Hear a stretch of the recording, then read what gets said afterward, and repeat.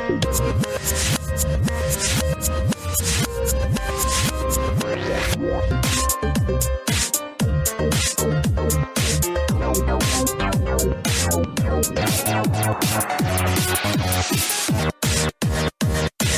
and welcome to the YoS Shame Challenge. Hi, I'm Darren. I'm D512. I'm Simon. I'm sorry with it out. And then look one it out this stop and now was in the itself. I'm Jace Stokes.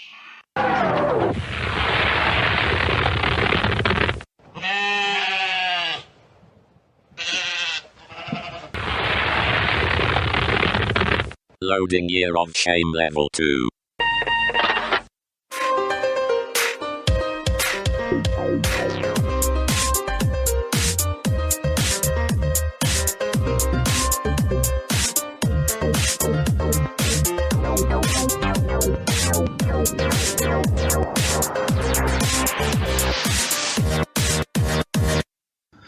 Hello and welcome to the Year of Shame Year 2. Taking on this ridiculous challenge this time around is myself, Adam Ducker, and I am joined by... I am Justin Smith. And I am Colm Sheridan. Okay, so we're just going to go through a few of our little rules just to let everybody know what a Year of Shame is, where we're coming from. So a Year of Shame is an entire year without video games. Sounds crazy. Probably is. So my rules are... It's a year without buying new video games. Yes, no new video games. So we do have a few caveats to that rule and ways around it, I guess. So yeah, no new game purchases in a year. So we all have a different start date. So mine is the 26th of October. I picked that as a week before Extra Life every year. So I'm running from the week before Extra Life this year to the week before Extra Life next year. Justin, when did you start this madness? I followed pretty much in line with last year's Year of Shame challenge. I took the weekend I came home from Eurogamer as the start. So for me, I'm going from officially the 1st of October, and I will be... Well, I don't know if I'm going to go to Eurogamer next year, but... officially, the 1 year will be at the end of September next year, 2014. And Colin, when did you start? Well, I started early for a change. I started in September the 1st, and my wish for next year is to go to Eurogamer, and I hope to continue and finish up probably December 2014, when I hope to get the next-gen console. Okay. If I'm a good boy. If you saved enough by not buying new games. Yeah. So we all have different rules and stuff. Like you said, Justin, it's basically not buying any new games for the 12 months. We've all picked our own little ways around it. So I'm just going to let you guys know what mine are first, and then you can share yours with us as well. So I'm not going to buy any new box games or digital games. I'm not going to get PlayStation Plus because that's subscription ran out. I do have a couple of games that I kickstarted, Death Road to Canada and Hyperlight Drifter, so they're going to turn up at some point. I also purchased The Wolf Among Us before I started, so I'm going to get the new episodes of them as they come out. And then my little way of sneaking in some cheeky games every so often is that I'm going to allow myself the chance to buy the main Humble Bundle every week, and I'm going to give the proceeds to charity, so I'm doing something good as well. So, Justin, what are your little rules? My rules are I am prepaid on PS Plus for the next 12 months. Okay. Now, that wasn't particularly planned.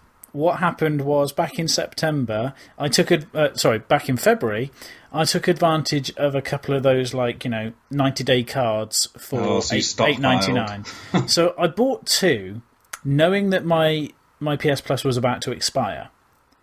Unfortunately, I was stupid and didn't realise that it was on automatically bill my account and charge me for another 12 months. Okay.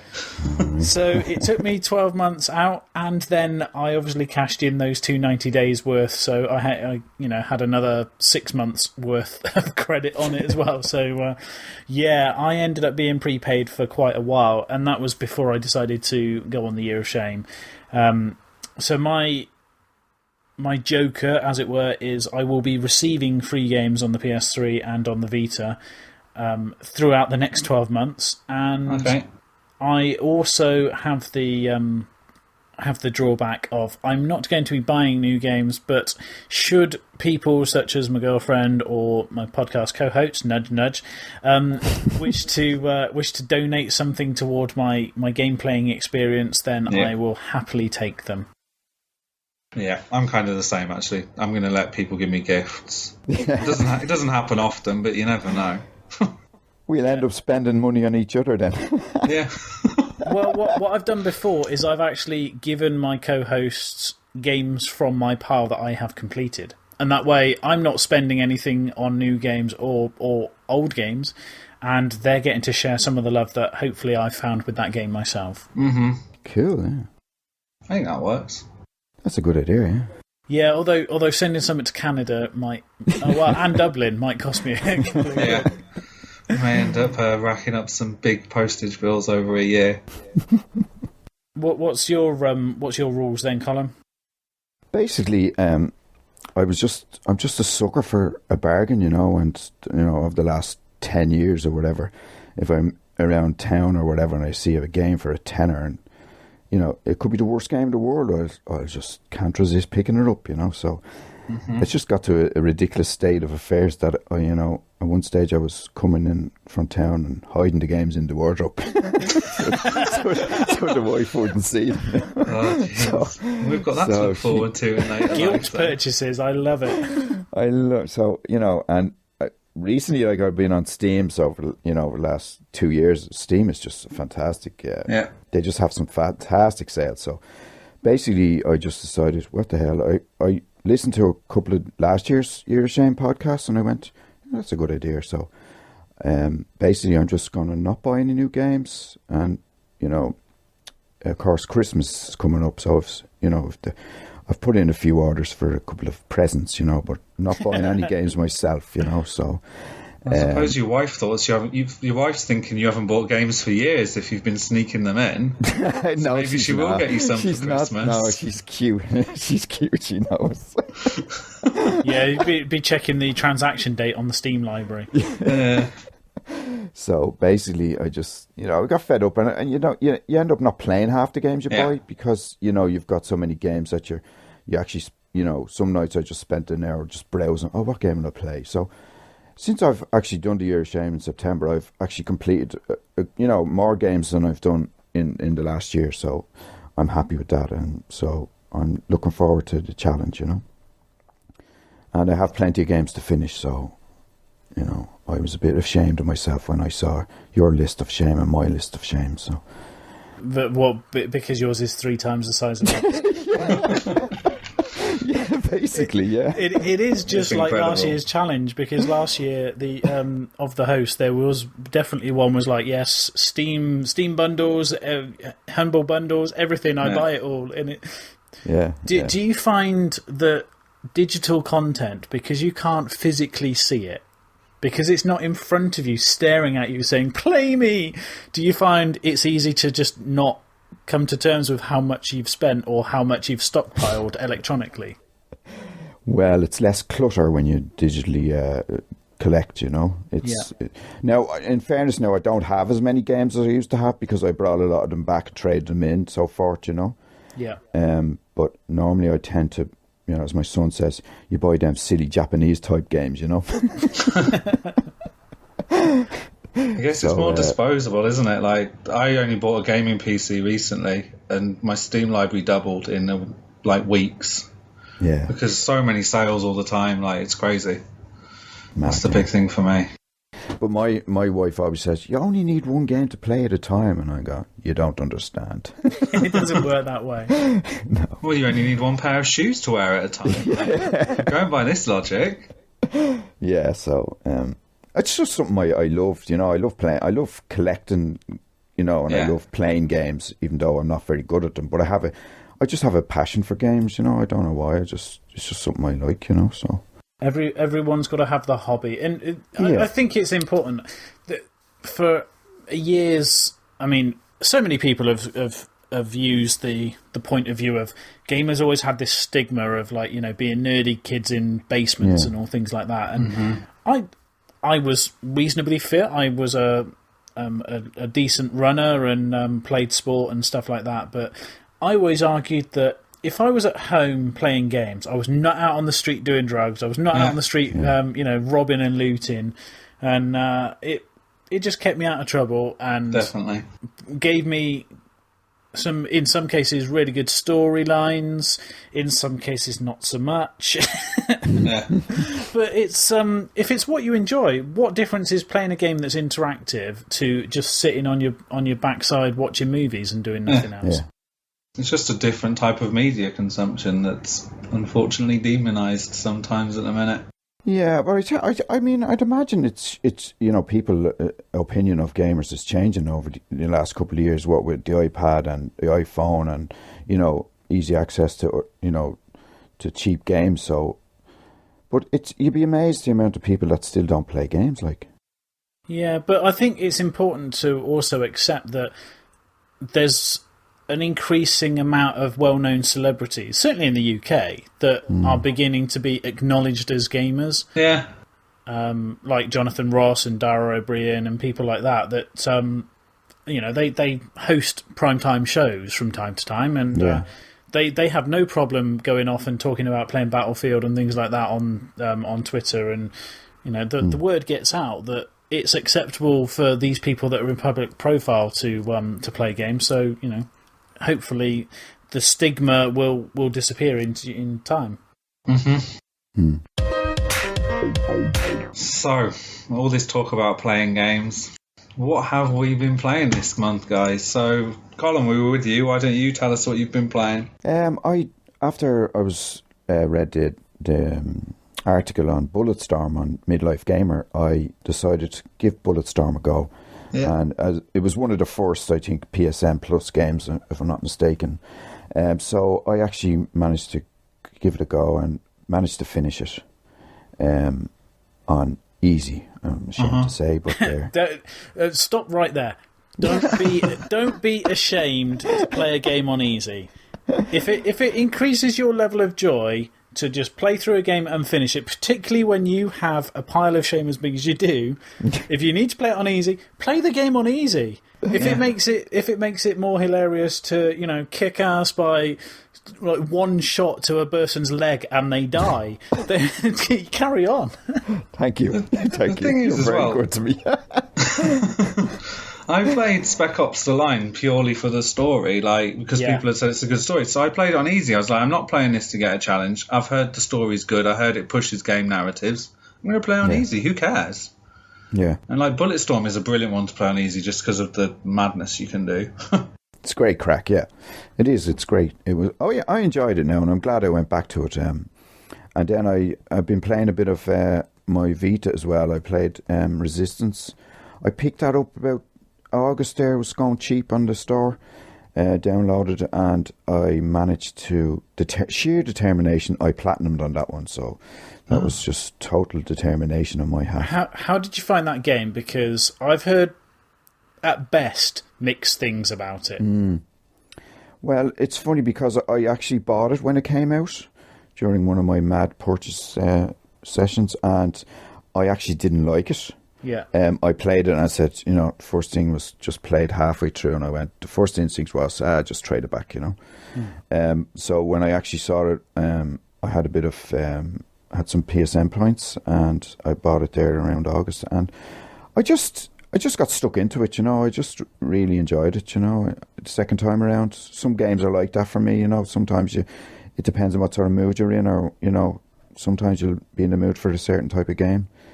It's not the best game. It's not the best shooting game on the Vita, in my opinion. But it was only a tenner, so for me it was worth €10. It's in your budget range that you're willing to pay. Well, that was before now my year of shame. Now, in fairness, I bought that one. So before I started my year of shame. So okay.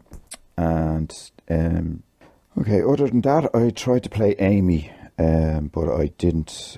I got to the first chapter, and it's quite buggy, you know, and it just annoyed me. So I didn't get to go any further with that. I just got rid of that game. It's not the type of game I'll come back to. Fair enough. So that was it. But you also played one other big title on the Vita, didn't you? Uncharted. I played Uncharted. Oh, yeah. How does it stack up against the console version? Well, I'm a bit, I love Uncharted. I've loved all the Uncharted games, so for me this was just as good. Well, for a handheld, it was pretty good, Yeah. And they used the touch screen aspect of it quite well as well. Oh, okay. So yeah, you get to do things like cleaning objects with brushing the screen and things like that. yeah, so it was good. It was good use of the touch screens, but Nice. it was enjoyable. Yeah, and it's part of the PlayStation Plus as well. So free.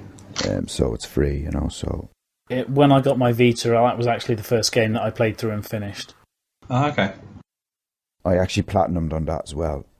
Now that takes some going Yeah, that was quite annoying actually. because it's a long game as well. Yeah, when I get up some mornings, the weekend I'd be up early and I'd go down and play it in the kitchen, and then, my son would come down. You're not still playing that game, Darry? And I say, yeah.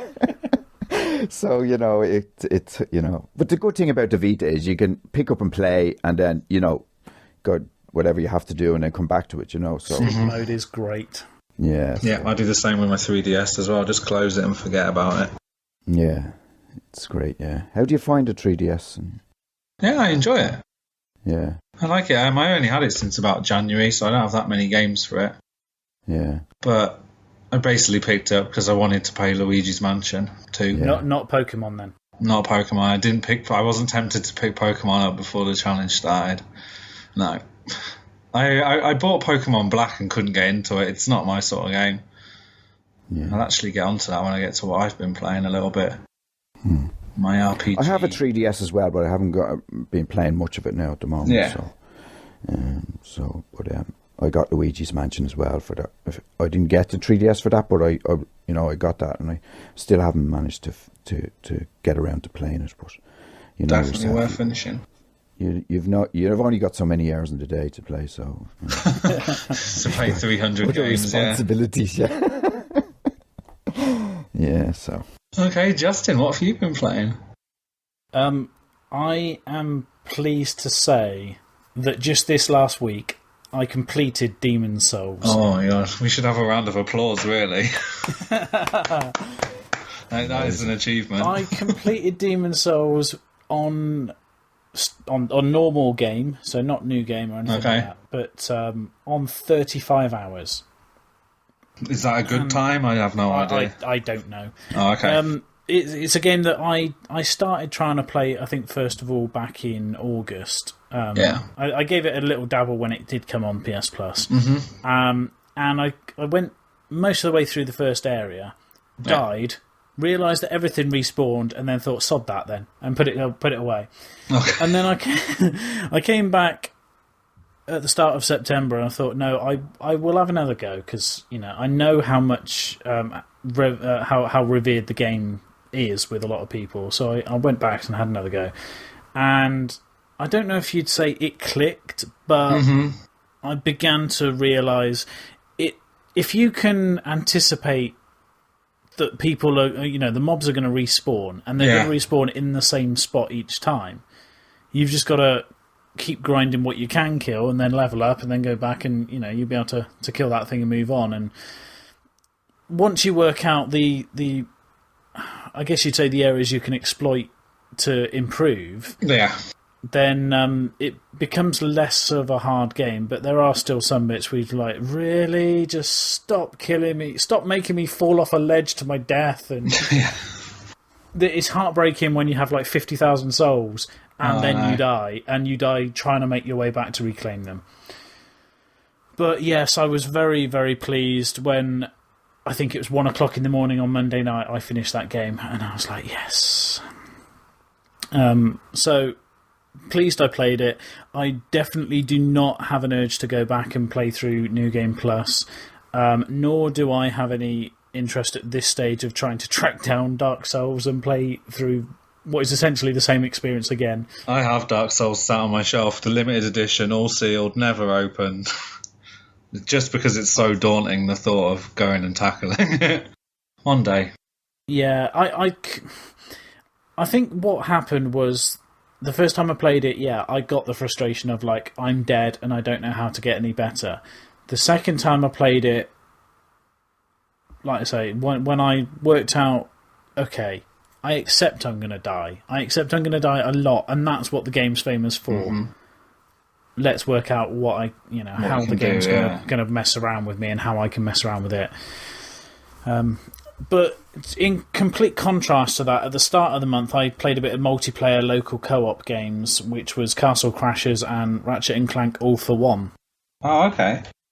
And Ratchet and Clank All for One, I think I played with sort of 2 and 3 people, and it was pleasant enough. It wasn't particularly hard, apart from the fact that someone joined in toward the latter part of the game with a new character, and of course that's the point at which your main characters that you've been focusing on are all severely powered up, and then you introduce someone who's got a limited size magazine with a basic pea shooter, and they're constantly running out of ammo and can't kill anything, so they're not getting experience through killing.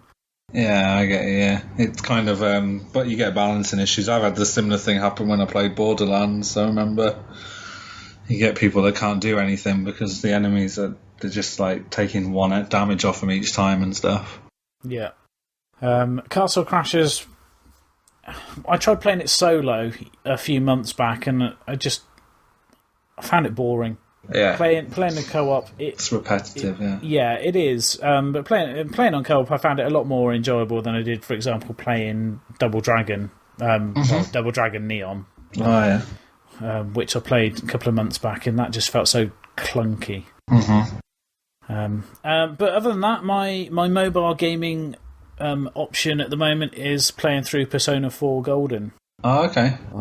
Which is, most people would say, is the best game on the Vita. What type of game is it, sort of? What type of game is it? It's a JRPG, so Persona games, at their very core, if you've never played one or never had any previous experience of one, think Final Fantasy for the basic approach to it.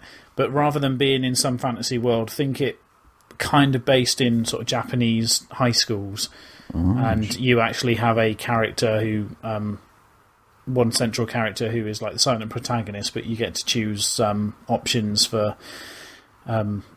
dialogue choices, and you, in the evenings or in the daytime, you go off and you fight monsters, and then you spend the rest of your time making friends and relationships. And the better that you make your friends and relationships, the better you perform when you're fighting. All right.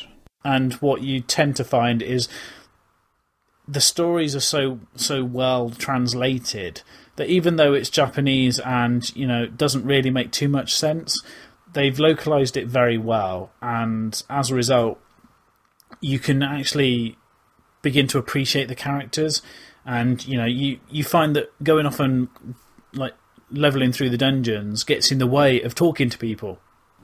You want to go and talk to them. Oh, okay. Because you can choose who you spend your afternoon with after school, and things like that. And sometimes it'll improve your relationship with that person. Sometimes you'll just go off and meet other people, or you can choose to read and develop your own school work and stuff like that, and pass exams. And it's a very good alternative to Final Fantasy, and in many ways it's a better thing because you can, for the most part, find it acceptable and not so grandiose. Sounds like a long game though. There's all this stuff you're managing. Oh yeah, I'm 70 hours in, yeah. Blimey. 70 hours? Oh. I wouldn't be able to do it. I have one of the older ones that they released as a PS2 classic thing on PS3, and I've not started it. And now you've said that. I played Persona 3 Portable on the PSP last year, and I think I finished that at about 72 hours. Jeez. Okay. It's not one for the faint-hearted then. No, but they do have a lot of like cutscenes and things. So. Oh, okay.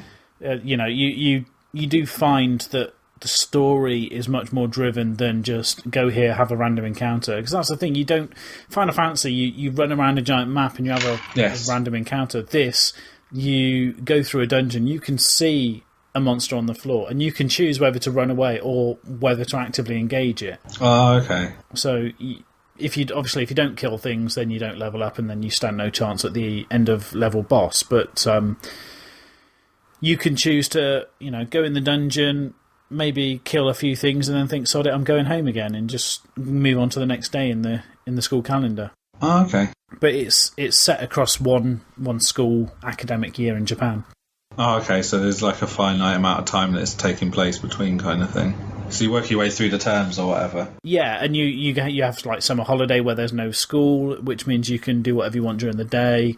Or then you have you have to study for exams, and when it's exam week, you pretty much just go to class, and it'll say it'll ask you a question, and then you have to choose what you think is the right answer. And if you get everything right, obviously you do well in your exam results, and then everyone praises you and respects you more. Okay. So there are good points to study in. In Persona 3, if you didn't study and get your knowledge maxed out, then one of the characters would just refuse to associate with you. And she was, one of the better characters to get friendly with, if you know what I'm saying. Okay. You can get girlfriends. Oh. I was just going to ask you, actually, because it kind of related how you could have romances in Mass Effect. How do, the conversations compare to, the Mass Effect, dialogue trees? Do you get as many choices and stuff, or is it more limited?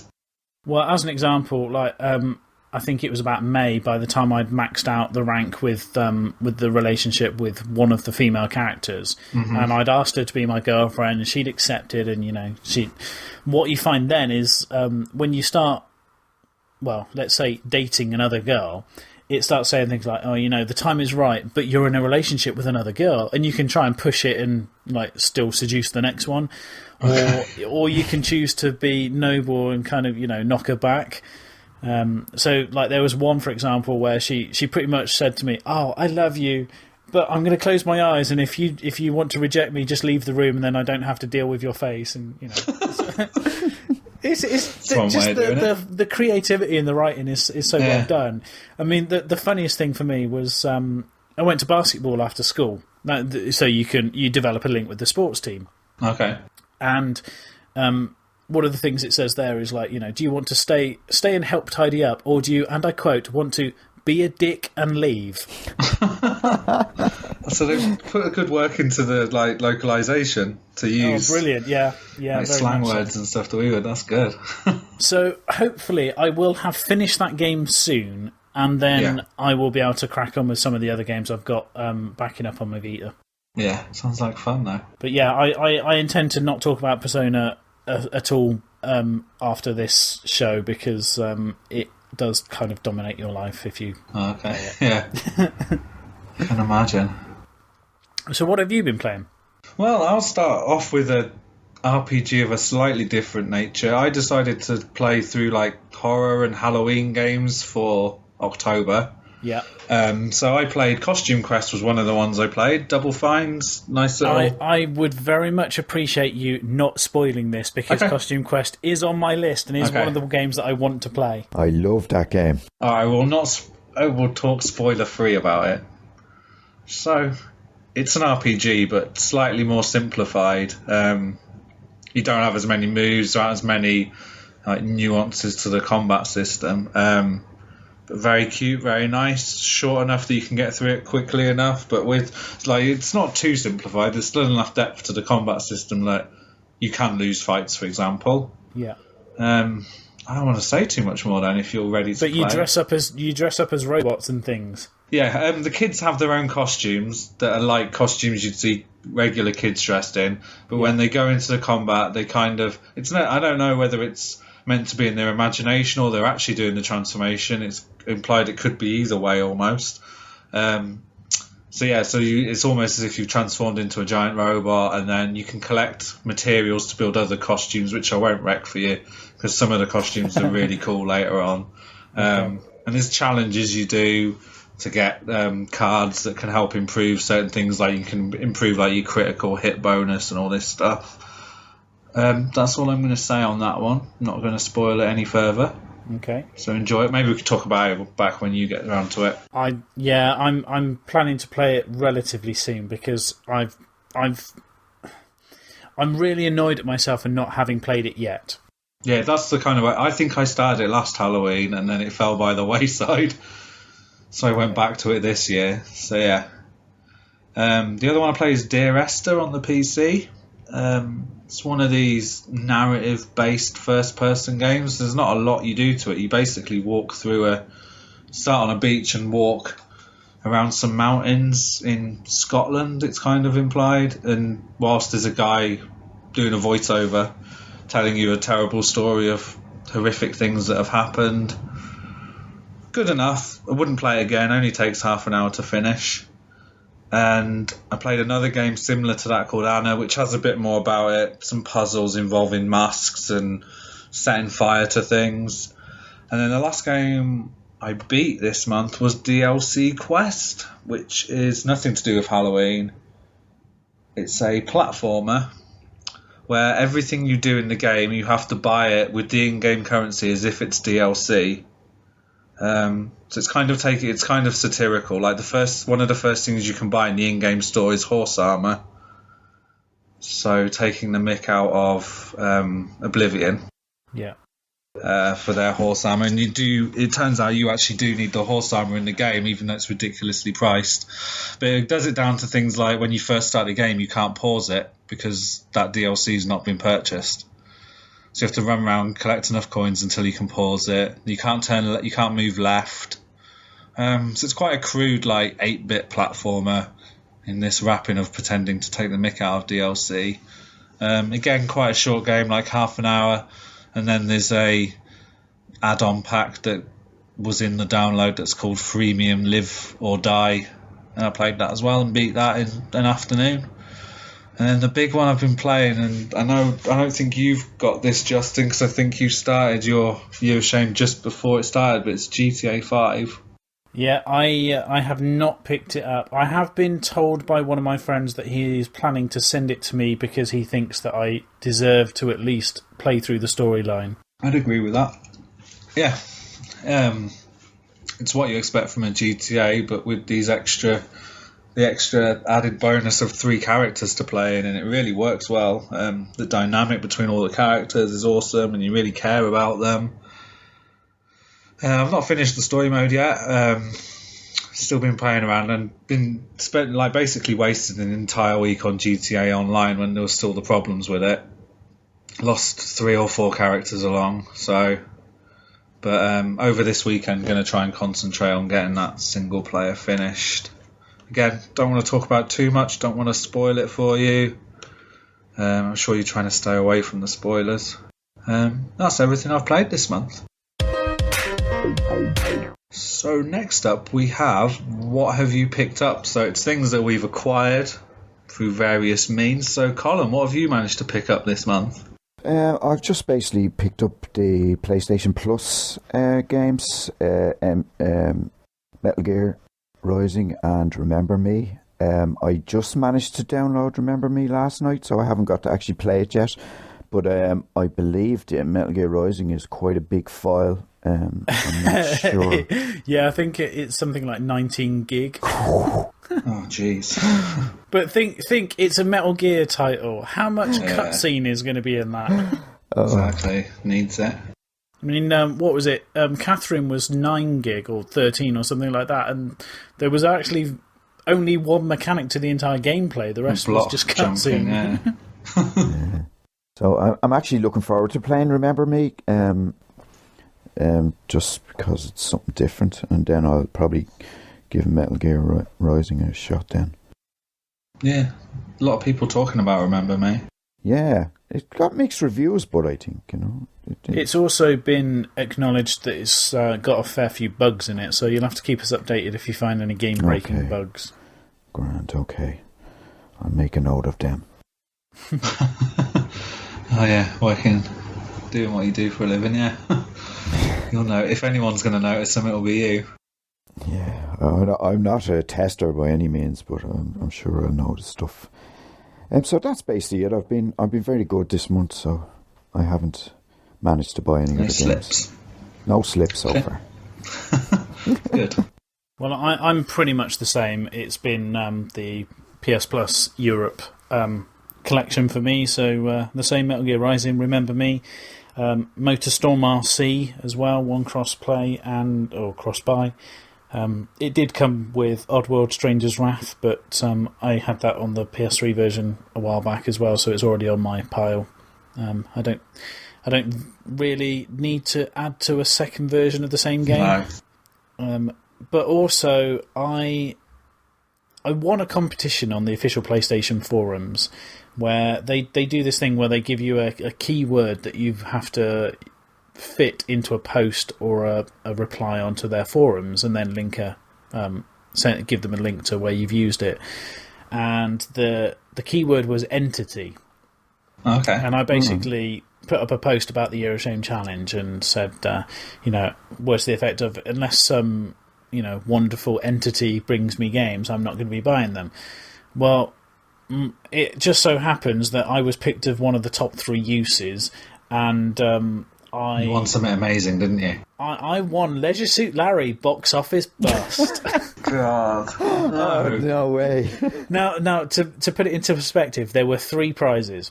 There was Leisure Suit Larry, there was Duke Nukem, and there was Killer is Dead. So I guess out of the 3, I kind of won the middle prize. Yeah, I guess. They just found a load of old junk to get rid of, didn't they? Yeah, he does, yeah. He said, I had this lying around and thought of you. I was like, oh, thanks. Well, congratulations, I guess. But you've picked up games for good reasons, though, haven't you? Yeah, mine have been gratefully received. So tomorrow morning, I will be imparting on doing Extra Life for the 4th year in a row. Is it 24 or 25 hours for you? Because it's 25 hours for the Americans, and I guess you're in Canada, aren't you? So you're in the same time zone. Yeah, we're still planning on 25 hours, yeah. Because our clocks go back as it's happening. They've kind of put it in this wrapper of, it's 5 years, let's all do 25 hours. Yeah. So I'm doing it with a friend in Toronto here, and then I've got 6 friends that I used to do it with in England. They're all doing it, so we're going to meet up and play together. But Extra Life have been really good at sending out free offers this year. So they sent a voucher, so tomorrow I can get 15% off pizza, which is helpful. Oh, you've got to stay fed. Exactly. So I'm going to be definitely ordering some pizza at that price. But more importantly, for the Year of Shame, they gave me 2 game codes. One of them was for Rift, which is an MMO, bit of a World of Warcraft clone from what I can tell. I redeemed the code, but I haven't bothered to download it. It doesn't really look to my tastes. But the other one was Defiance, which is cross-media product with the TV series. I don't know if either of you saw the TV series. I didn't, but I do know from listening to last year's Year of Shame challenge that Simon was well into this game, and when I had him on the Last Save Loaded show to tell us about Year of Shame challenge, he was talking about that, and we were trying to find out all about how he used it as one of his games that he picked up during the year. Yeah, I mean, it's a good one for free as well. I can't really complain. You can never argue with free. It's a great prize. It's more a action-based RPG, so it's shooting and stuff. I guess it's trying to do what Dust 541's trying to do on the PS3, like bring MMO trappings but to an action game. So it's a third-person shooter from what I've played so far. Definitely looks fun. It ties into the TV series. Apparently there's some missions that overlap with events that happened in the episodes. So I've also started watching the show. 2 episodes in. Seems like your typical cliched sci-fi show. Has a rogue in the mold of Han Solo kind of thing, who doesn't want to hang around but somehow finds himself always stuck hanging around. All he wants to do really is take his money and run. But yeah, so that's been a nice little extra that they sent over. And then my other freebie I got, my friend of mine via a forum called Happenstance UK gifted me a copy of Left 4 Dead 2 on Steam, because I complained how much I was missing the Steam sales. and that was one of the things that was on my wish list at $4.99. So he kindly bought it for me to play during Extra Life. So that was my 2 things I've acquired this month, both for free. So not too bad actually. Pretty pleased with that. I guess we can go to missing stuff next. So what have we missed, guys? So, Justin, you miss anything? I haven't really missed much because I have too many games. I've been so focused on playing through Demon Souls because the game requires so much attention. Dedication. No, not dedication. Attention. It's quite dark in a lot of places, and you find that it almost gives you a headache from how much you concentrate on what you're doing. Yeah. Not making foolish steps and falling off a ledge, and not getting poisoned and having your health seep away. You find that after an hour or two of playing that, you need to take a break because you've just put so much effort in, fixating on that screen that you kind of forget about everything else going on in the world. I suppose the obvious one of missing stuff is missing the imminent launch window for new consoles, but yes, that's one of the reasons why we're doing the Year of Shame. Yeah, kind of got our timing all mucked up a bit. We should have thought of this last year, but yeah, last year's obviously finished in time to buy the new console. Yeah, they were clever. We were insane. Colm, have you missed anything in particular?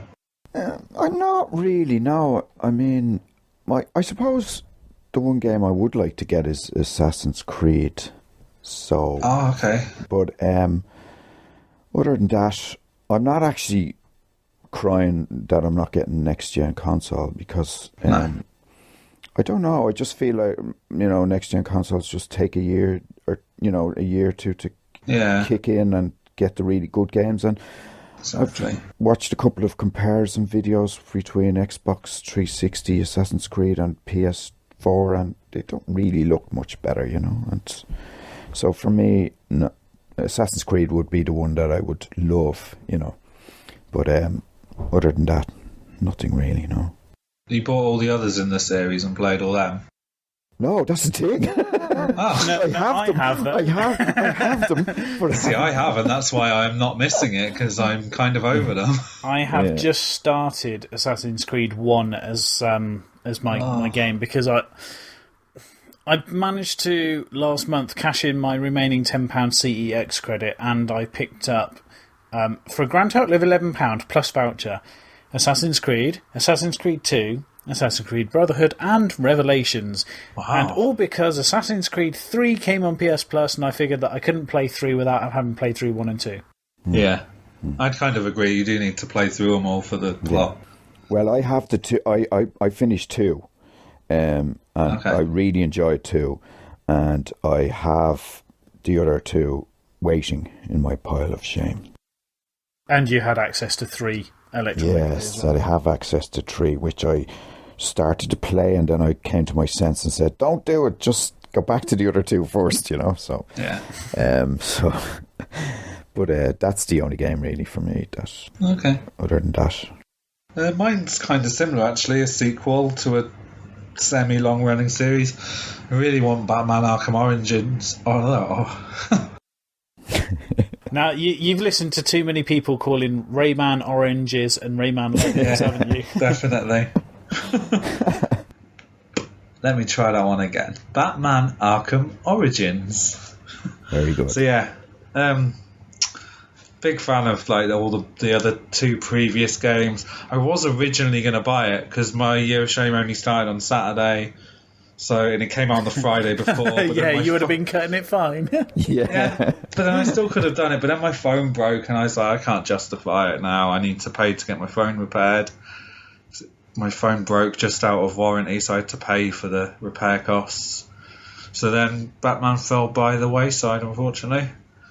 And then the other thing's been the Steam Halloween sale, like I mentioned, that one of my friends gifted me Left 4 Dead 2, but there was a ton of other stuff that if I wasn't doing Year of Shame, I would have dropped the money on it. But then that's not necessarily a bad thing, because it means that my Steam library isn't expanding even further. So yeah, so pretty happy actually. As long as you don't become a everything's better on PC fanboy. No, I didn't. You see, the thing is, I didn't buy like a ridiculously high spec laptop. It's like an entry level gaming laptop. So like, there is still going to be that point where, pretty soon actually, where titles aren't going to work on it, like the newest thing. But it was more for all the indie stuff. Yeah. There's just a ton of interesting indie stuff on PC. Like even like there's free stuff that people release, isn't there? Like mods and stuff that you just don't get on consoles. So it was mainly for that. Like I'm not going to suddenly be elitist and buying everything through Steam and pouring scorn on everyone that uses consoles. No way. Love my consoles too much. Good. Okay, so we're going to just wrap up, I guess, with thoughts and feelings. So we're all pretty early on. So, Justin, you want to tell us what your thoughts are? Well, as I say, missing out on the consoles. It's fun being a bystander and watching everyone like having a debate over the most minuscule things. Yeah. Like revelation of PlayStation 4 will not play CDs. Oh my god! People asked about having a games machine that played games, and then they didn't want extras because of the Xbox One, and then PS4 takes them out, and oh my god, it's the worst thing ever. And it's just hilarious just seeing how two-faced people are, because they want to complain about things. This is why we can't have nice things. Yeah. I guess, because there has been all that stuff about the PS4 having, like, the media option. You can't play MP3s on it, you can't plug external hard drives, and people are overreacting, like, right, that's it, I don't need it, I just want one box under my TV. And it's like, okay, relax. You can actually, Adam, you can actually, funny enough, if you have Music Unlimited, you can play it on your PS4. Which is Sony's subscription music. So it's probably a different format then, isn't it? Well, it's just streaming as far as I know. It's streaming music. So they decided to put, that makes sense, I guess, for them as a business. How many people will actually invest in a subscription? I don't know, on top of a Plus subscription as well. I don't know. But there's been other things, like it's funny seeing how much like people made out like these console launches were in crisis because Watch Dogs got pushed back and stuff as well. Yeah. So that's a good point, Justin. Can I just ask any of you guys that have you actually ever used the music facility on your Xbox or your PS3, like with particularly the Xbox, because the way certain games you used to be able to do custom soundtracks for the facility. Have you ever actually used that? Or? Do you want to answer first, Adam? Yeah, I did use custom soundtracks for Burnout Paradise. Right. Man, that's criminal. Burnout Paradise has got great music. Are you telling me that Avril Lavigne girlfriend? Admittedly, there was classic. A high frequency of that track being played, but other than that, I couldn't. No, there were some good songs. Paradise City. So it was after a few, because I played through it twice, because that was one of those titles that didn't have trophies at first, and then they patched them in afterwards. Yeah, so I played through it twice, basically. So my second playthrough, I had custom soundtracks on. But other than that, I did pop a CD into my PlayStation a couple of days ago, actually, whilst I was tidying the house, just to listen to some music. But no, I don't use it a lot, to be honest. Okay, well, for me, they have YouTube on, so you can download or you can stream stuff off YouTube, which is helpful. So sometimes I might be listening to something on that. But I did install the VidZone app on the PS3, which lets you pretty much search and create your own playlist. So it's effectively MTV on demand. Well, I say that was obviously assuming that MTV actually played music. Not like, oh my god, I'm teen and pregnant, crap like that these days. Yeah. But other than that, I think, like you, Adam, I've probably put an actual music CD in there maybe once or twice, copied it to the hard drive, and for me it was to play my custom music in Gran Turismo, because Gran Turismo games have awful sounds. Never played one. Take your word for it. They've usually got a grand total of about 4 tracks you may know or may appreciate, and usually the rest are just dull. Oh, okay. Does that answer your question, Colm? Thank you very much. No worries. Glad to help. Why do you ask? Is it something you do or something you've... No, it was just for, particularly for the Xbox, it was, you can, when the 360 came out at first, there was an additional thing that you could use, that was, you can use custom soundtracks and games. I never felt the need to use them, particularly for atmospheric games or horror games or Resident Evil or anything like that, you know what I mean? Yeah. But no, I was just interested to know because I've never actually done it myself. So I think it suits when you're playing a driving game where you're just going to be doing the same track over and over and over again, and you're either going to run out of the songs playing or you just want to be able to put your own jukebox on effectively. Yeah. I think any game that has like an actual score to it, you're kind of doing them a disservice by doing it. Like a lot of time and effort's put into matching that score up and writing the songs and making sure it helps create whatever atmosphere or emotion they want or anything. So like Justin said, just racing games makes sense. Yeah, definitely. Yeah. Okay, thank you. Okay. Does Colm have any thoughts that he'd just like to share with us? No. Any thoughts and feelings about anything? Not really. I suppose I'm feeling very brave at the moment because next gen hasn't actually come out. And our missing stuff might be crazy next month. But I remember when the 360 came out, I just could not wait to get my hands on it, and of course I couldn't get one around Christmas because I never pre-ordered, but I begged the wife. It wasn't pretty, lads. It wasn't pretty. I grovelled and I got one on Valentine's Day the next year, so... For her or for yourself? For me. Sod going out for dinner, my love. I'm buying myself an Xbox. No, she bought it for me. Then I proceeded to bring her out for dinner. Okay, so it works out well. Yeah. Okay, so we're going to go on to listener mail, and surprisingly, considering there's not much about us and we're only just started, Justin, you actually have a piece of listener mail and so do I. So do you want to go first with yours? Okay, this is quite lengthy, but I'll read the whole thing, and if I need to cut any of it out in edit, I will do. But from Justin Knowles, who, or otherwise known as Dan Ragnar, who is currently going through his own year of shame. He started in January and is going through to December. He says, "G'day." Okay. I thought I'd just pause there for my amazingly accurate Australian accent there. First of all, I'd like to congratulate you on starting your Year of Shame challenge. Obviously, this is the first episode and I haven't heard it yet, but I'm sure you'll do great. Well, I'm sure we will too. Thank you. Yeah, thanks. Now, on to some questions. If you haven't covered this already, what is your motivation for doing a Year of Shame challenge? Why? Oh, for the love of games, why? Is it to save up money? Reduce your pile of shame? Change your buying habits? What is the reason for wanting to do this? In my case, I realised I was buying games just because they were on sale. Nobody here on this show is doing that. Never. No, definitely not. Buying Steam sales, indie bundles, importing cheap games from overseas. He lives in Australia, where the RRP for a game is roughly $110, which works out to about 65-70 British pounds. And deals on sites like Poster Bargain. I was buying games I was never realistically going to get around to playing. So for me, my motivation was to change my buying habits. Bearing in mind your motivations, would any of the following scenarios be allowable within the rules of your own personal Year of Shame challenges? Free-to-play games, as long as you don't spend money on them. If your console breaks... Actually, should we answer his questions before we go to these points? Okay, so... Sure.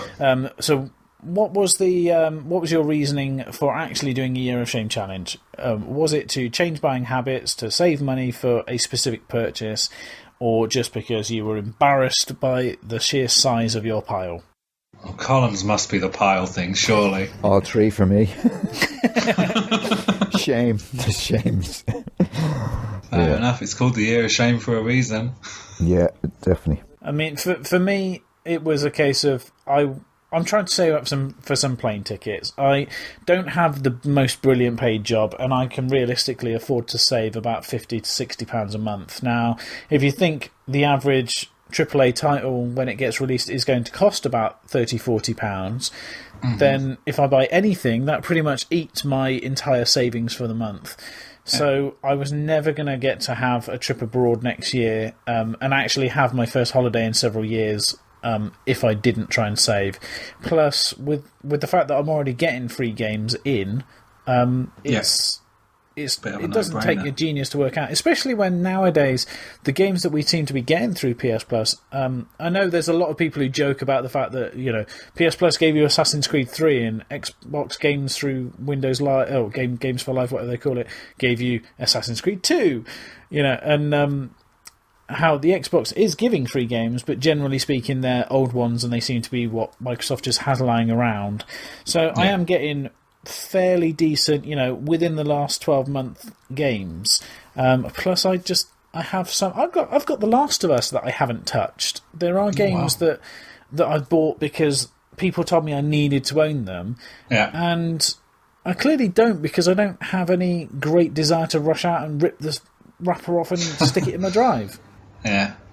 That's fair enough. I know what you mean. You just kind of get stuck in this cycle of buying the games that everyone's talking about because you feel you need to be a part of that conversation. But once that hype's gone, you don't feel the inclination to even touch it. You're like, no, the conversation's gone that's out there. Yeah, people watch the Star Wars movies at the cinema, the new trilogy, because they felt they needed to, and then they try and deny they even exist. That's very true. Go on then, Adam. What about you? Mine basically is we're getting married next September, and we needed to find other ways to save money because we're already saving as it is. Like, I have a certain amount put to one side every month, but it's like weddings are extortionately expensive. It's probably not going to be enough. So I looked and thought, well, what else can I take out? Like, I can't take out buying petrol. I have to get to work. I can't take out food. And the obvious thing was video games. And then my girlfriend was like, well, you don't buy that many. I don't see you coming in with many. And I was like, well, I don't. She sees me coming in with the odd big release. But then there's the 3DS eShop, there's PSN, and there's Steam. And it's just like all that money does add up. Like, you don't realise. So, yeah, it's just a means to save that little bit extra money to go in the kitty for the wedding and the honeymoon, I guess. There was one more reason why I thought it was a good idea to do it now when the new consoles are launching. The Xbox 360, like Colm, you already said, when that launched, you struggled to get one. And, Definitely. So there's going to be demand. And that obviously means that prices go up. People start paying silly money to get one because they must have it by Christmas. And the 360 launch game machines had a high proportion of Red Ring of Death. Microsoft acknowledged this because they were doing all this free replacement. Sony didn't acknowledge the Yellow Light of Death issue and tried to deny that was an issue. But launch consoles aren't necessarily well made. No. So, on one hand, we will be at a position when we finish our challenge to perhaps join in the new consoles when they've probably perfected the manufacturer a little bit more. Any ventilation issues and stuff like that are going to be commonplace. We're going to know what to avoid. But also, after a year, particularly in the UK, prices seem to drop quite considerably. I mean, how much did you pay for your 3DS? Did you buy it at the silly price? I did. Yeah, and now you can get one. Well, you can get a 2DS for £110. You can get a classic 3DS for not much more. I think the XL is a little bit more than that. But considering that they came out at sort of £200 odd, didn't they? Yeah, I paid $169 with Super Mario 3D Land, so that was a good price, really. Yeah, what's the exchange rate in Canadian dollars? It's about it fluctuates between like 1.4 to 1.6. So for argument's sake, it's the same for us as American dollars. But pretty much. Yeah. Okay. Sometimes we go over. Most of the time we're slightly less than American dollars. Yeah. So 169 was a good price. It went down from 200 before that. So. Colm, do you find you get stung on the euro? I'm too ashamed to tell you what I paid for the 3DS. Did you black market it? No, I should have. 299 I paid for it. 300 euros. It was a package, but it was like, you got the 8 gig card and all this fan. These extras. Did they give you a power pack? It was the 3DS though. It wasn't the 3DS XL, so it got all the the thing and all that. But like about 4 weeks later, they announced the price drop. I was just sick. Of course, my son was laughing at me, and I was sick. It was really, and that, another reason for my year of shame is not to get myself into these situations, Yeah, you're not gonna buy it when it is new and shiny, No. Which is exactly what I said. And the other good thing about the leaving it a year for the Xbox One or PS4 choice is it will become obvious if there is one clear leader. Yeah. I mean, the 360 was the obvious choice to buy when the PS came out, because that's where the community was, that's where multiplayer worked, and that's why it led the market for so many years. It's only in the last, the Twilight era that PlayStation had screwed up tremendously by losing everyone's data, and they went totally the other way by throwing things at people and gave you so much free stuff, it made sense to be on their side. Yeah, totally. Yeah, I don't think the price of the PS3 when it came out at first helped either. Like, it was a ridiculous price, No. Yeah, and that's especially compared to the Wii. And that's the situation we're in came now. out a week. Yeah. Yeah, in reverse, yeah. So he goes on to say, bearing in mind your motivations, would any of the following scenarios be allowable within the rules of your personal Year of Shame challenges? Because as we said, that we will have slightly different rules. So, free-to-play games, i.e. if you don't spend money on them. So, would you be looking to pick up a free-to-play game because it's free-to-play? My only issue with that would be, I don't think it's an issue like you can justify it, but I think a lot of those free-to-play games are a bit of a time sink, and I'd be thinking, isn't my time better spent trying to clear my pile of shame?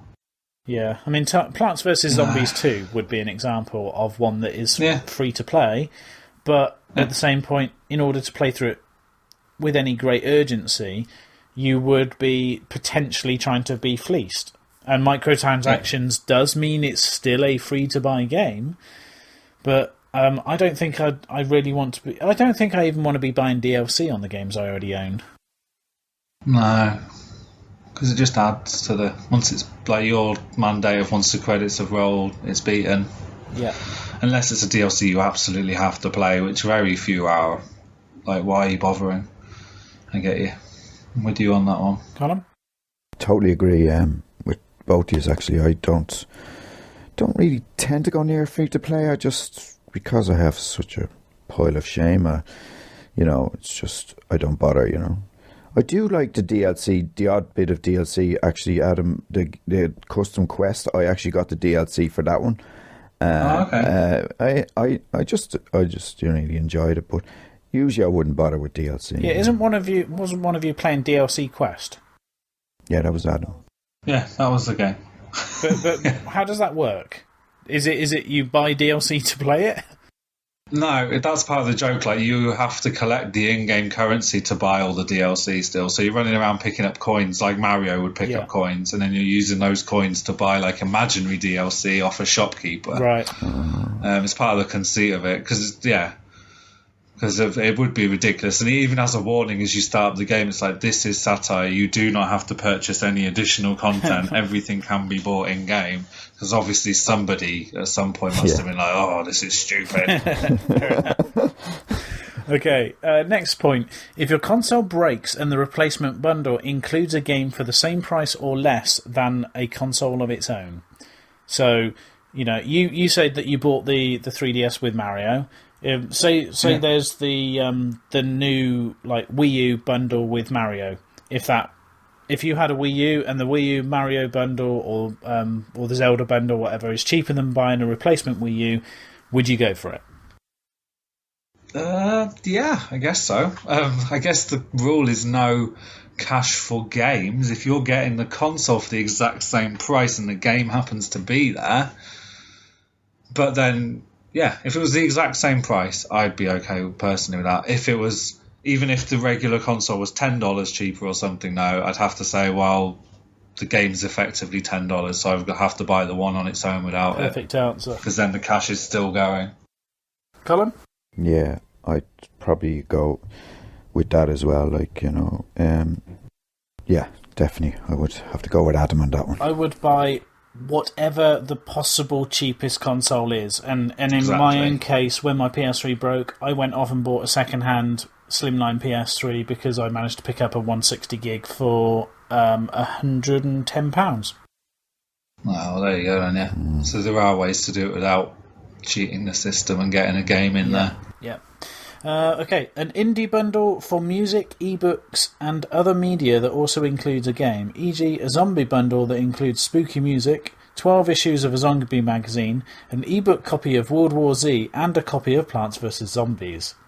So I'm guessing what you're saying is, just buying a geek box or something like that comes with books and CDs and has a game bundled in.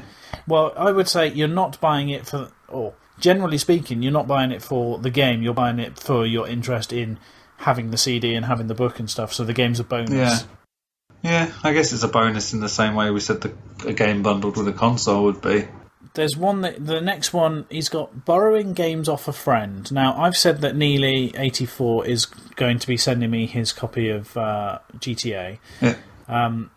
Colm, you have a slight advantage in this sense, don't you?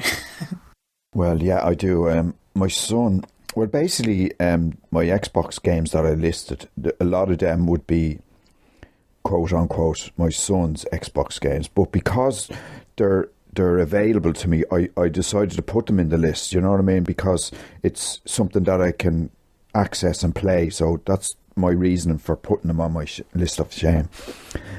So he's not doing his year of shame like me, so he actually has GTA 5, but I haven't managed to play much of it yet. But if he was to go off and buy like an Xbox One or something like that, would you stay clear and just say, well, that's yours, you enjoy it? I wouldn't be allowed to go near it if he got an Xbox One. But for his punishment, I've told him he's no way he's getting next gen until I'm getting one. So he's happy with that. So he's not getting an Xbox One. Adam, have you got anyone that you can borrow games off? I have one friend, but there's a lot. Say that better, because now I feel like putting violin music on here. I have one friend. Okay, I will rephrase that. Most of my friends here have Xboxes or are into games that I'm not into. I only really have one friend that has a PS3 who I would borrow games off. Yeah. But I did borrow some, maybe like May, June time. I borrowed like 5, 6, 7 games off him and played through all of them. So I kind of feel like I probably wouldn't. Like I can't imagine. There's no upcoming titles on PS3 that I can imagine he'd get that I'd want to borrow. Mm. So I think I'm probably going to steer clear of that, to be honest. The only other thing I can think of here is there's going to be less and less games being released on the platforms that we've got at the moment anyway. Apart from, obviously, your PC. But as a result, we're not going to be in a position to borrow the latest games. No. Yeah. There's going to be a cut-off. It's going to come at some point. We couldn't, I guess when Watch Dogs and then stuff come out next year, they'll probably be the last major titles because they're cross-gen. Yeah. After that, pretty much, I think it's going to be barren with nothing. So yeah. Yeah, I know Dark Souls 2 is coming out by Easter, isn't it? Oh yeah. So I guess it doesn't become an issue at some point. Renewing your subscription to PS Plus or Xbox Gold, as both of these soft services offer you benefits other than just free games, e.g. cloud saves, discounts and access to premium features. Obviously, if you're going to have an Xbox without Gold, you're going to be pretty much playing the console games and nothing else. PS Plus, you can access all of the YouTube and stuff, but you don't get the discount and the free games. Although, on PS4, you won't be able to go online. Yeah. So, well, I'm already paid up on PS Plus, and that is my my Joker, if you will. Well, mine expired like last month. So, I don't know. I guess I wouldn't go out and buy it again because for now I'd leave it until the challenge is over because I'd feel like I'm still paying money for games at the end of the day. But then I could run into some issues. I did notice the other day when I was playing something, like I didn't have my most recent save, and it must be on the cloud thing from when my because I used to have another PS3 and it must have broken. Yeah. But then I was thinking, I'm not that bothered. It was something, I think it might have been Dead Nation, because I was going to play it with somebody for Extra Life.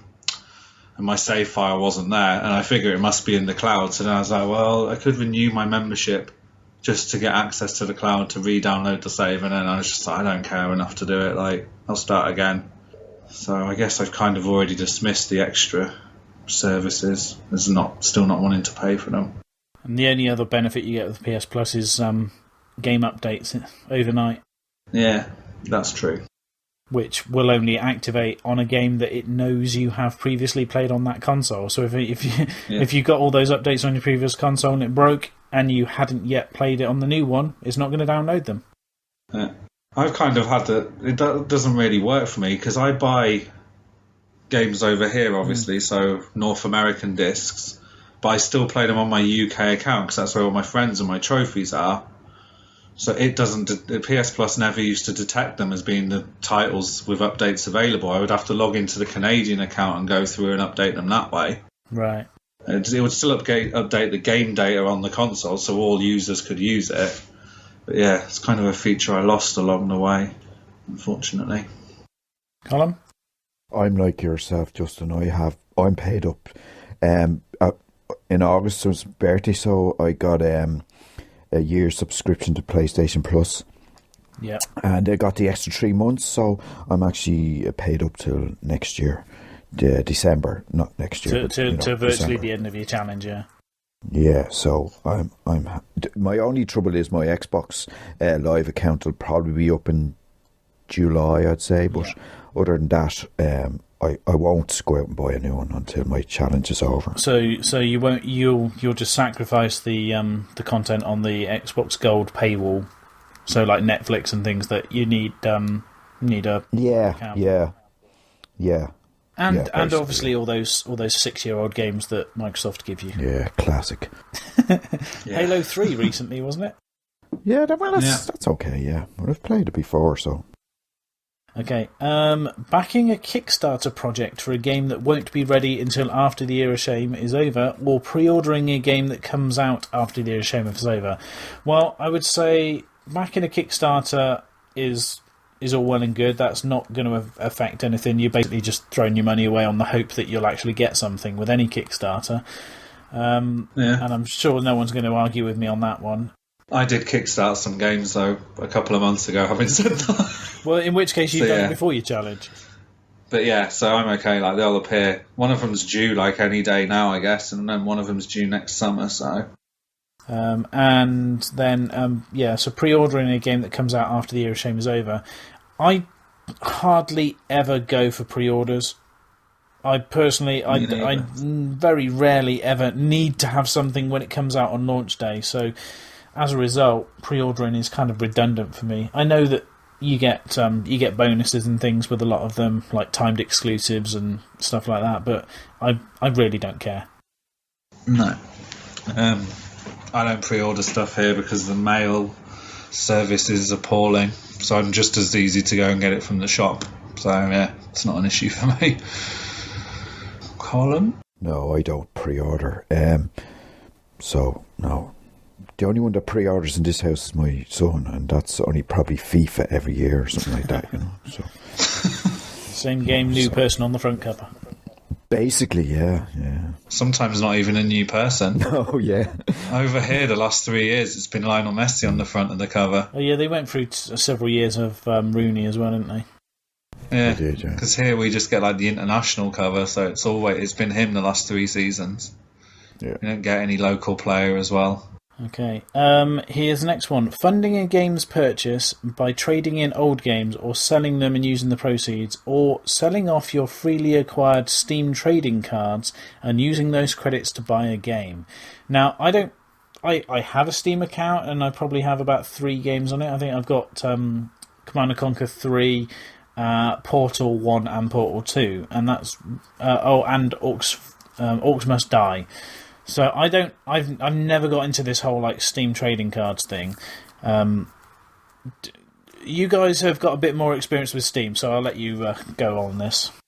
I have them, but I've never sold any. I looked at them and it's like you can sell individual cards for like 25 cents and stuff, and I was just like, what's the point? I may as well just have them. It seemed like too much effort to go through to get tiny amounts of money. I don't have any problem. I guess in theory we could carry out that practice because we're not spending the money, like it's free cash. So yeah, I guess if I decided to start selling Steam cards.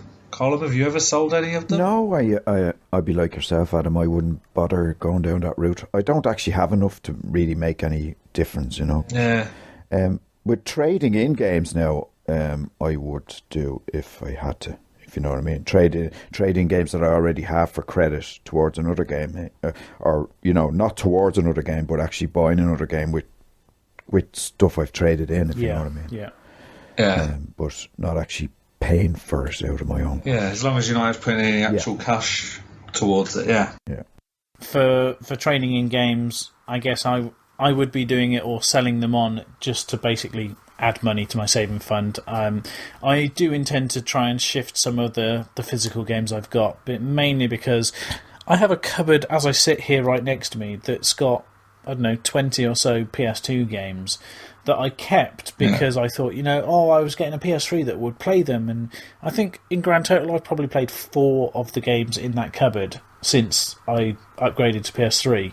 So for everyone that goes, oh yeah, launch consoles need backwards compatibility, they only do for the first 2 months, and then you move on to the next console generation. So once I move on, there's going to be absolutely no need to keep those games. I'm not going to go back to them, even for prosperity or anything like that. So I would just be selling them so that I don't have to stick them in an attic somewhere in a box.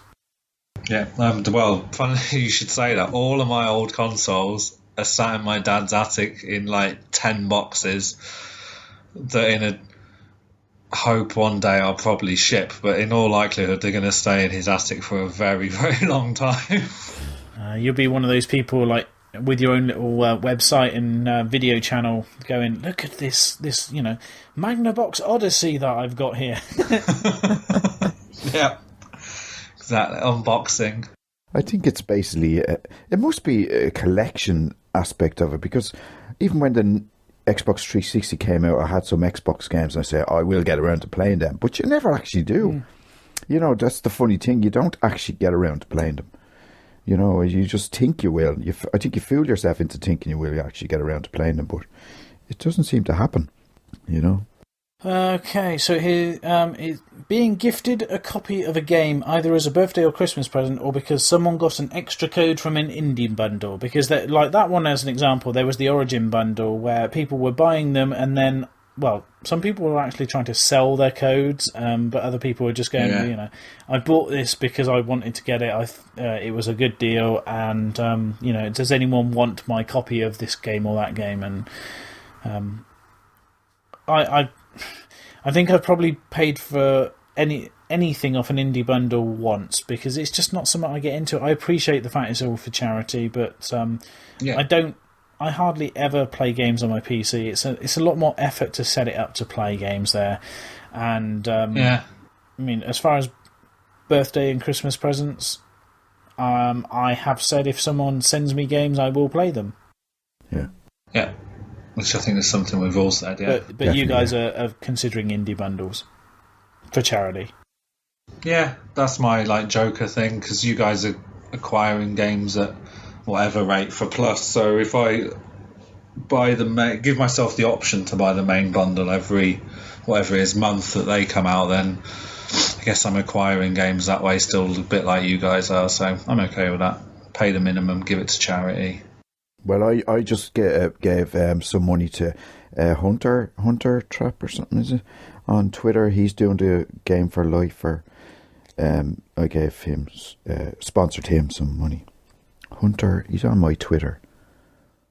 I don't know which one he is, but so I just gave a donation, but I'm not getting any games back. I don't really do the humble bundles. I've often threatened to get one, but I've never got around to getting one. So, but definitely, if I get a present of, you're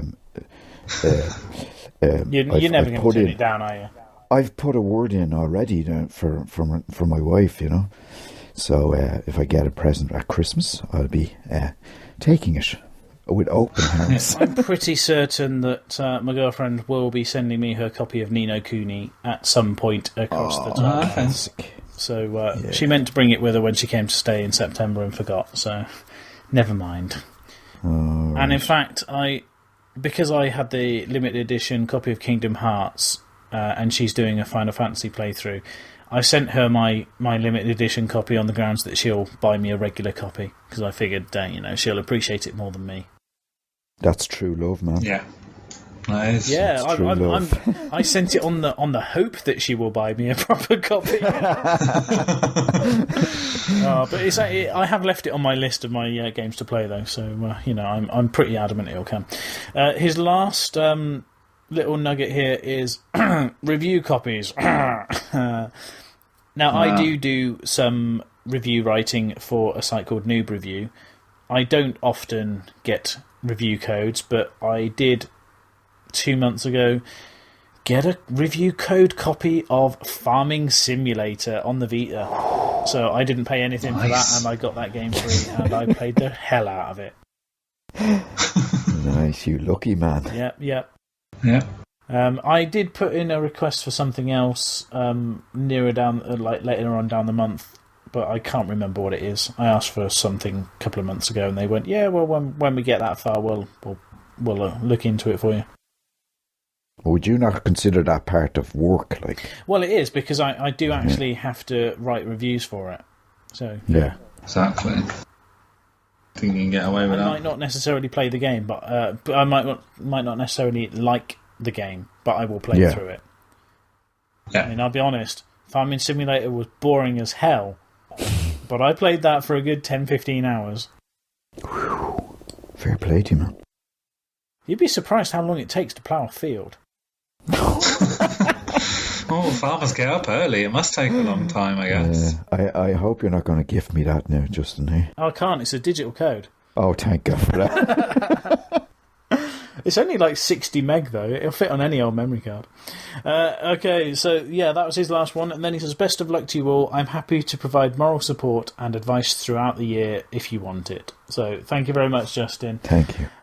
Hopefully that's answered your questions there. And yes, we will keep it updated. I think some of those are great points, and unfortunately we will be receiving games throughout the year in one form or another, but it's good to get it all out there as to how we will be, so we can't be accused of cheating down the line. Yeah. Okay. Adam, you had an email as well, didn't you? Yeah. Just from a forum I'm a member of. I just wrote, I happened to mention I was doing it and wondered if anyone else had ever tried it whilst I was still, when I sent you the message saying I was thinking of doing it, basically. Yeah. And this user called Dodgy123 sent me a message saying, "Good luck to you. I started mine back in mid-September when I cancelled my PS4 pre-order and I have nothing like the amount of games that your team have. I only have 15 games excluding all the PS Plus." So he's got a relatively easy job. Well, that's excluding PS Plus. I don't think I'm much different to that, if I'm honest, because the vast majority of mine have been just stuff I've collected over the last 3 years. Yeah, maybe then. I don't know. Yeah.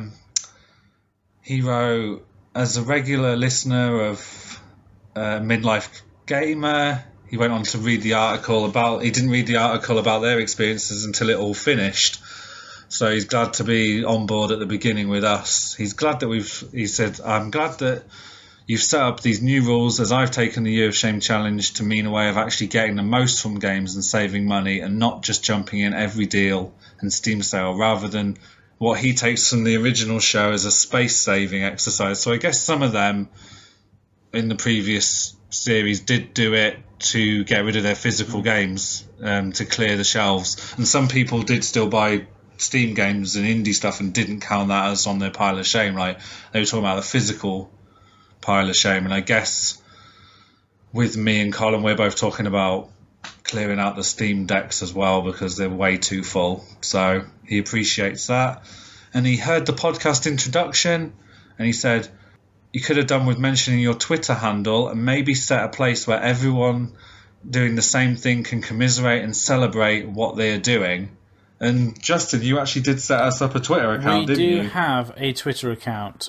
We have the official YoS Challenge 2 account. So at YoS Challenge 2 is our group Twitter account. I've got my own one. My PSN name and my gaming handle for the last, as long as I can remember, has been Onya6. So I'm at ONYERSIX. Okay, cool. My Twitter is Flameboy84 and my PSN name is slightly different. It's Flameboy and then capital N, capital E. Nice. And my Steam is FlameboyNE as well, if anyone wants to add me on Steam. Cool. I am. My Twitter is at Solemn67. You think I'd remember that one, wouldn't you? And my Steam one is Solemn1967. If anybody wants to add me, I've only got 3 friends on that at the moment. Oh, I'll add you on Steam later. Nice one. Do you know, yeah. just as we've been recording, have you, Colm, you won't have seen this, but I put a tweet out about an hour ago saying we're now doing our first recording, and since then we've had 1, 2, 3, 4, 5, 6 people following us on Twitter. So join in the bandwagon, start following us on Twitter. Yeah. Start sending us questions as well. That's good. Brilliant, yeah. Yeah, we do have an email account. If you want to send in an email, it doesn't have to be as long as Justin Knowles. Our email address is yoschallenge2@gmail.com. So I was doing so well. You were. Let's start that again. Our email address is yoschallenge2@gmail.com.